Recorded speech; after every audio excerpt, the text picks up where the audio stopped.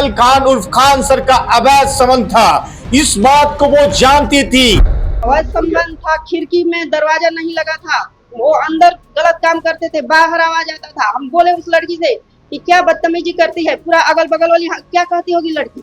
18 के बाद दिक्कत नहीं हुआ, लेकिन पता करते रहते हैं कि कहाँ रहती है। हमें यही हुआ कि रोशन सर के भाई की मरवा दिए, तो उस समय तो वो बहुत छोटा आदमी थे, आज बहुत बड़ा आदमी है, आज हमें भी मरवा सकते हैं। उस समय मेरे एक रिश्तेदार दरोगा थे, उन्होंने अलका रानी भी माफी मांगी, खान सर भी माफी मांगे। फैजल खान उर्फ खान सर के नाम से मशहूर टीचर को आप सभी लोग जानते होंगे, एक बार फिर से विवाद के घेरे में आ गए हैं। उत्तर प्रदेश की रहने वाली महिला हुस्न नारा, जिन्होंने थाने में एफआईआर करवाई है, सनहा दर्ज करवाई है। जी नमस्कार दोस्तों, मैं हूं चंदन सिंह भारती और आप देख रहे हैं सिटी न्यूज। मैं आपको बता दूं कि बड़ी खबर बिहार के पटना से आ रही है।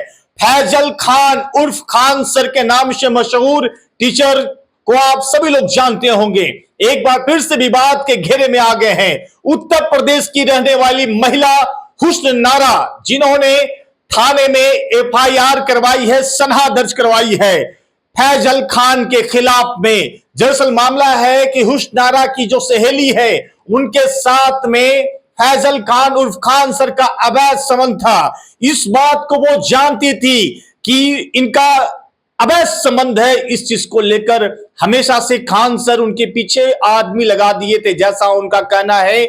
और उन्होंने पूरे मीडिया को संबोधित करते हुस्न नारा, जो कि उत्तर प्रदेश की महिला है, उन्होंने कहा कि हमारे सहेली के साथ में खान सर का अवैध संबंध था। इस चीज को मैं जानती थी, जिसको लेकर जो चर्चित यूट्यूबर और टीचर खान सर है पटना वाले, वो आदमी से पूछा करते थे, हमारा पता लगाया करते थे। इससे हमको डर लगता है कि अब तो खान सर बहुत बड़े सर बन गए हैं, इसलिए हमारी जान की सुरक्षा चाहिए। ये तमाम चीज को लेकर वो थाने गई और उन्होंने सनहा दर्ज कराया है। उसके बाद मीडिया को संबोधित करते हुए क्या कुछ कर रही हैं हुस्न नारा, उत्तर प्रदेश की महिला, सुनते हैं। बोल लेके चले गए, रूम में बोल नहीं था। खान सर अपने रूम का एक बहुत खराब बोल था, वो दिए लगाने के लिए, ताकि पैसा निकालेंगे तो पता चल जाएगा कि पैसा नहीं है खाता में। उसके बाद जाते समय बोली कि जब तो जा रहे हैं, देखते हैं पटना कैसे रहे, पटना तुमको छुड़ा दे रहा। हमने बोला कि हम तो पटना यही सोच के, अगर लाइटिंग करके भी साफ करके पढ़ना पड़ेगा तो भी हम पढ़ेंगे, जाएंगे नहीं। लेकिन वो बोली कि ठीक, तुम्हारा घमंड हम दिखाएंगे। जाने के बाद उसका एक दिन बाद सर फोन करे, वो कहाँ गई है बाबू, उसको पता होता है कुछ बताओगी? तो नहीं बताना कहाँ है। हमने कहा सर आप बेकूफ बनाते हैं, आप ही खाली करवाए, आप ही लेके रखो, हमको कहाँ बेकूफ बनाते, आपको नहीं पता है, आपको सब कुछ पता है, आप रखवाने में सहयोग करे और हमको कह रहे हैं कि आपको पता नहीं है, कहाँ हमको लेके बनाए। फिर भी डेली एक हफ्ता तक फोन करे, पैसा का जरूरत होगा, कोई और मैटर होगा, बताना, हम तुम्हारा सहयोग करें, बहुत करें, पैसा देने के बार बार कोशिश करें। हमने उनके बातों में नहीं आया।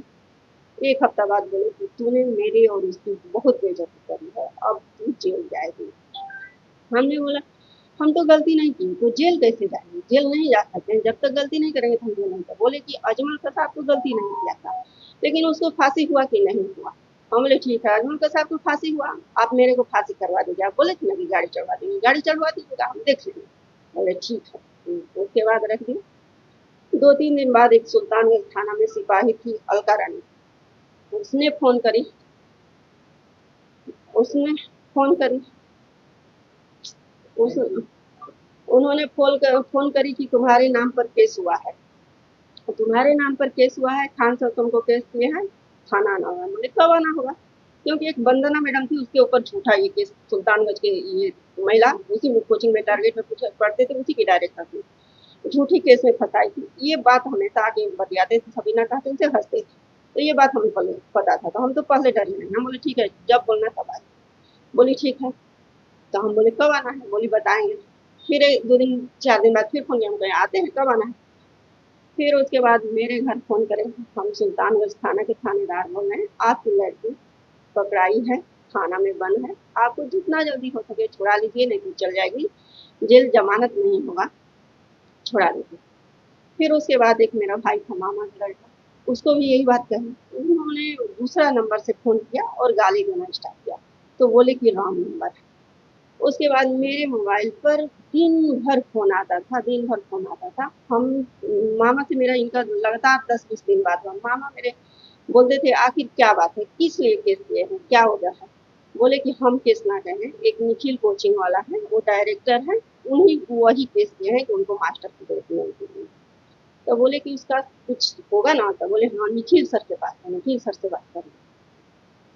निखिल सर के पास है। उसके बाद जानना कि थाना गया, पता लगाया गया, थाना में कोई कंप्लेन नहीं था। तो उसके बाद मामा से मेरे इनसे बात हुआ, मामा बोले कि ना परेशान करें, नहीं तो हम भी ऐसा थोड़े ना कि हम भी कोर्ट से केस करेंगे, ऐसा थोड़ी ना हम भी करें। फिर 1 हफ्ता 10 दिन चुप हो जाते थे। उसके बाद फिर जो ना कि फिर करने लगते थे फ़ोन। ये महिला जो है अलका रानी सुल्तानगंज थाना की, ये बहुत तंग करे आए दिन। और जब हम थाना जाने के कहे तब कहने लगती है कि अभी ना जाना, मेरा तबीयत खराब है, हम जब बोलेंगे तब जाना जाना। लेकिन उसके मने करने के बावजूद एक दिन हम थाना 4 से 5 बजे के आसपास गए तो थानेदार नहीं थे, एक सिपाही थे। हमने उनसे बोले कि मेरे को बार बार फोन जा रहा है यहाँ से कि कंप्लेन है, तो मेरा नाम का कैसा कंप्लेन होना चाहिए। तो वहाँ उससे पूछे तो जो कोई मुंशी था, वो बोला कोई कंप्लेन नहीं आया। तो उसको फोन किया गया, उन्हें घबराई, बोली सर हम अपने पास रखे हैं, हम आएंगे कल लेके आएंगे, मेरा तबीयत खराब है। उन्होंने बोला जाइए, कोई छोटा मोटा मामला होगा, अगर जाइए फिर आइएगा पता चले। फिर उसके बाद मेरा कोई था रिलेटिव, तो उन्होंने बोला कि जाओ हम फोन कर देते हैं थाना में मिल जाए। जब हम जाने लगे तो भी नहीं, मना कर दी, नहीं जाना, बोली नहीं जाना है, हम बताएंगे कब। उसके बाद हमने सोचा कि मामला ठीक हो गया, ठंडा हो गया, काम खत्म, हमने घर गया। जाने के बाद मेरे मकान मालिक को के पास गई।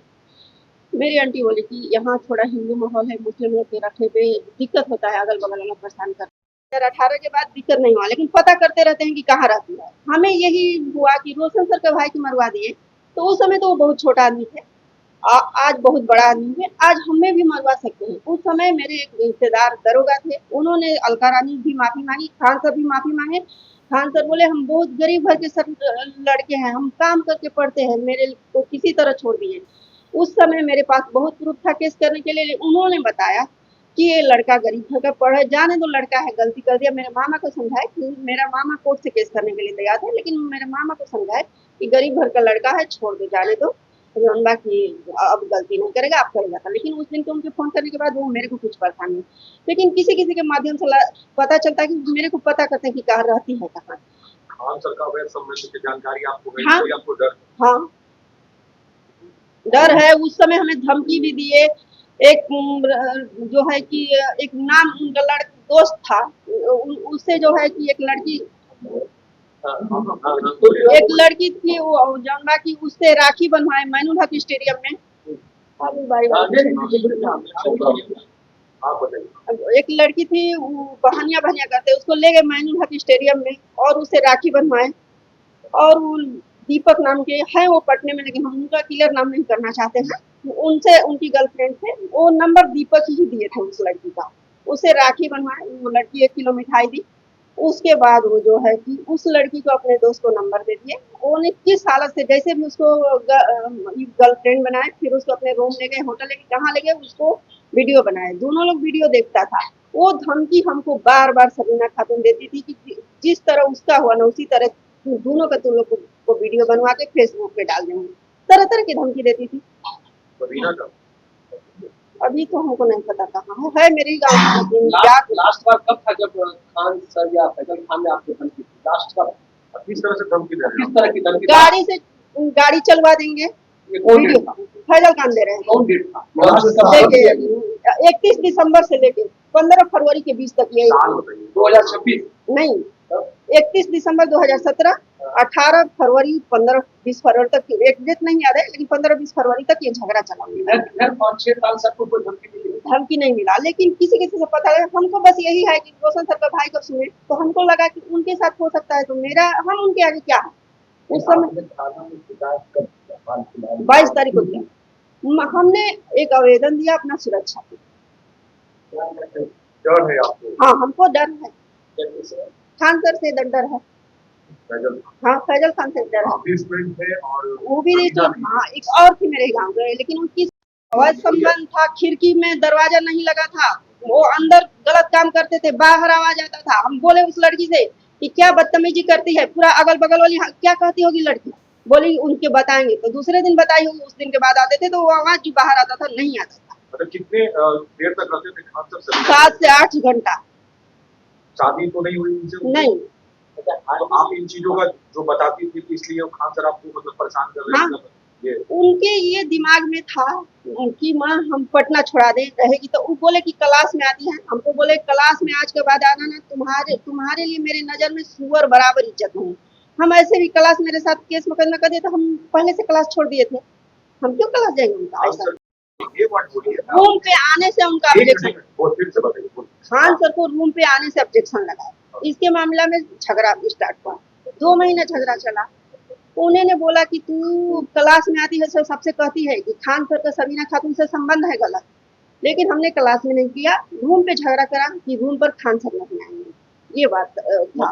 यही बात एक मिनट,